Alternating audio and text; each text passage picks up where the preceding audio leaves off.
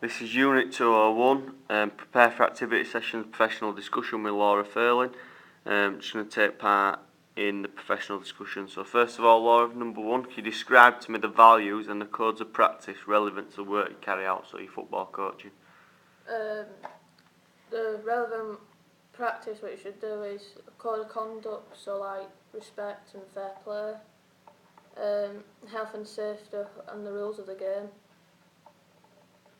Good. So why is that important for you to follow that and know about Because if you didn't do that or know about it, it could be all go wrong, and you might not have people who are living up to the rules and everything.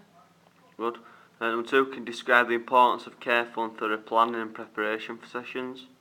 You need to know what you're doing, so you know how much kit you need for the participants, so you look professional and organised, so you also don't get 20 questions what you can't answer, and it's important to be organised so then you're not nervous or out of control.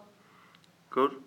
Number three, describe how the sessions relate to the overall aim of this programme, so your NVQ course.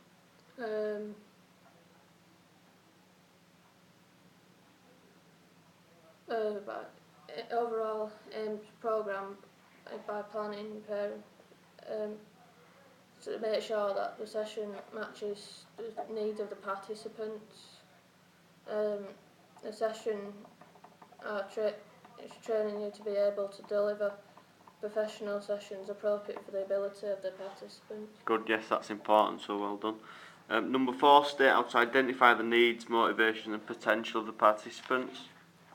To identify the needs, motivation and potential, is to think about the age of the participants, the fitness levels and their ability. Excellent. Number five, describe the types of special needs that participants may have. The different disabilities that they might have is joint problems, in all injuries, illnesses, autism, disfigurement, disabilities, so like blind or hearing. Good. So then number six, following from that, describe how to adapt your plans, self and the equipment and facilities to meet special needs that participants may have. To adapt to this, you could use a bell ball for a blind person. Good. Instead of using a normal football, so it gets them involved in all activities and improves their activity, so it puts it into practice, so you can put like a defender in if they feel more confident. Good, excellent. Number seven, can you list the types of equipment and facilities that are needed for when you plan sessions? So facilities, grass or astroturf, equipment, footballs, bibs, cones, nets, whistle, stopwatch. Good. So in thinking again about what you said about your equipment for people with like particular needs, so number eight, what equipment would you select for someone who's got particular needs? Like a bell ball as well in case they're Good. and blind me. So why do you need to choose the number eight? Why do you need to choose the equipment appropriate? Because you need it to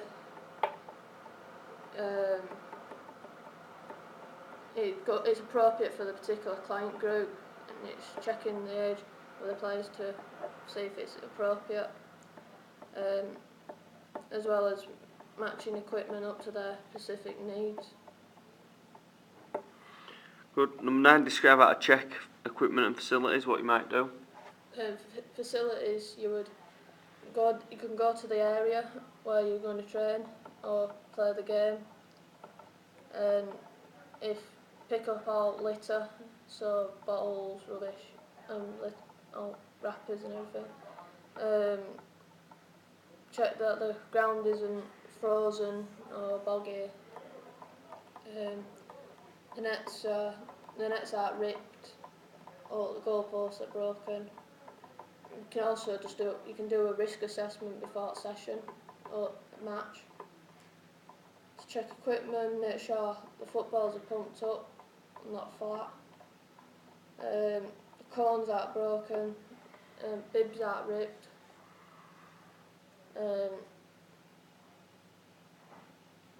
If you're getting the nets out, make sure they're secure so Good. they won't fall down and cause someone an injury. Excellent, good. Number 10 then, describe the correct procedures to follow when unsafe or unserviceable equipment and facilities are found. The correct procedures to do is check to see if it's fixable. If it's not, you can report it to someone who's in charge at the ground. Ask someone else what they think. If not, bin it. 'Cause if you can't do anything with it, there's no one to ask. You might as well just get rid of it safely. And if the facilities are unsafe, you either call the training off or the match. Excellent, yeah. Number 11, outline why practice which should help to prepare facilities and equipment. They should help to prepare equipment, and because if you're rolling it by yourself, setting up, it could take longer, and it would mean they get less time to train. So why is that important?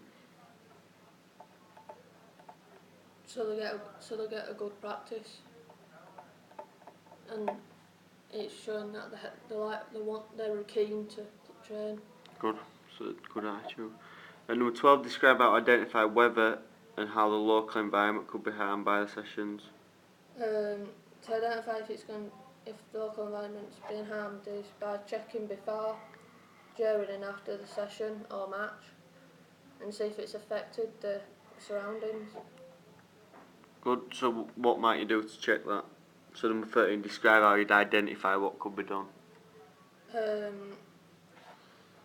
Make sure that the litter's all picked up, so bottles and sweet wrappers.